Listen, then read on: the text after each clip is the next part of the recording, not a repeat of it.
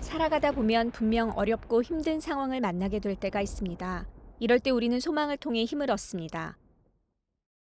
그리고 그 소망이 믿을 이유가 충분히 있는 약속의 기초를 둔 것이라면 우리는 그 어떤 어려움도 이겨낼 수 있습니다. 수백 년 동안 흑암과 같았던 유배 생활 속에서 유대인들을 지탱해 준 것은 천국이 도래한다는 하나님의 약속에 대한 소망이었습니다. 그들은 다윗의 혈통에서 나온 누군가가 다시 왕좌에 앉아 강하고 통일된 왕국을 다스릴 날을 꿈꿨습니다. 이 메시아적 왕은 군사력을 동원해 그들을 이방 통치자들의 속박으로부터 해방시키고 그의 백성을 순결케 하며 열방 가운데 이스라엘의 명예를 다시 회복시킬 것이라 믿었습니다. 그러나 계속해서 이스라엘은 주변 다른 나라들로부터의 압제로 시달렸고 로마 제국이 집권할 무렵에는 새로운 왕국을 향한 유대인들의 소망은 점점 더 희미해지고 있었습니다. 이러한 상황은 조만간 쉽게 바뀔 것 같아 보이지 않았습니다. 이름 자체가 힘이라는 뜻을 가지고 있는 로마 제국은 반군 봉기를 신속하게 진압할 수 있는 강력한 군대를 보유하고 있었습니다. 유대와 갈릴리 지역은 유대인도 아닌 헤롯 가문에 의해 로마로부터 통치되고 있었습니다.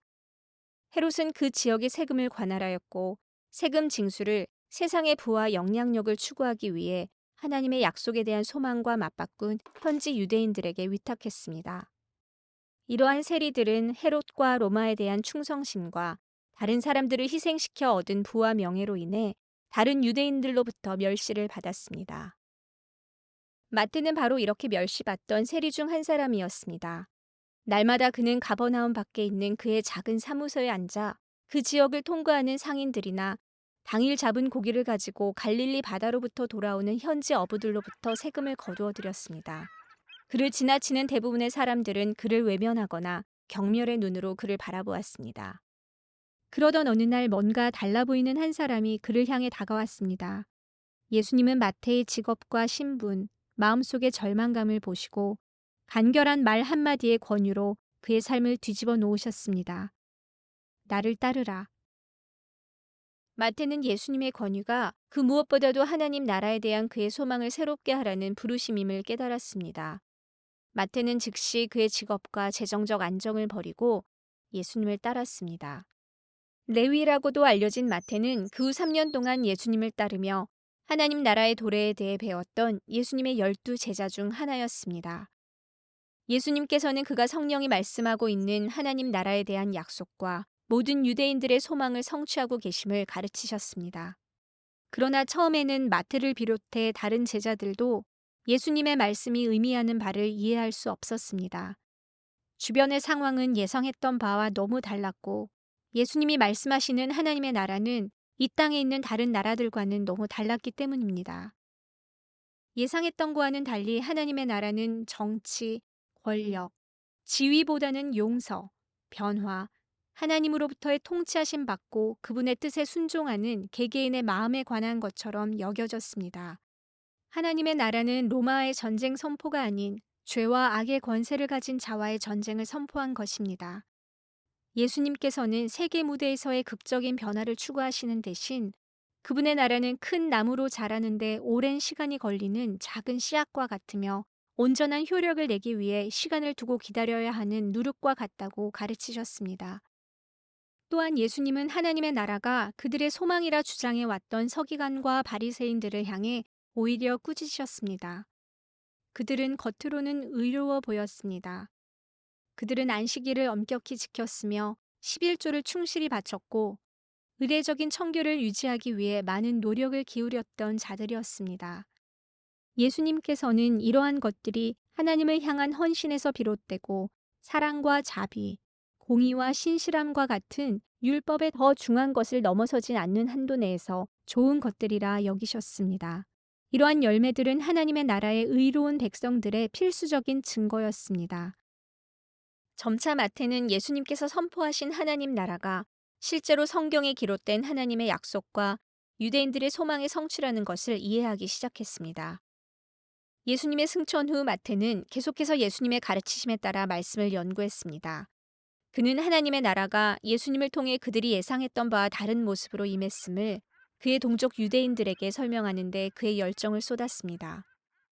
그는 자신의 경험을 통해 하나님의 나라는 변화시키는 힘이 있다는 것과 하나님의 나라를 추구하기 위해서는 모든 것을 버릴 만한 가치가 있다는 것을 알았습니다.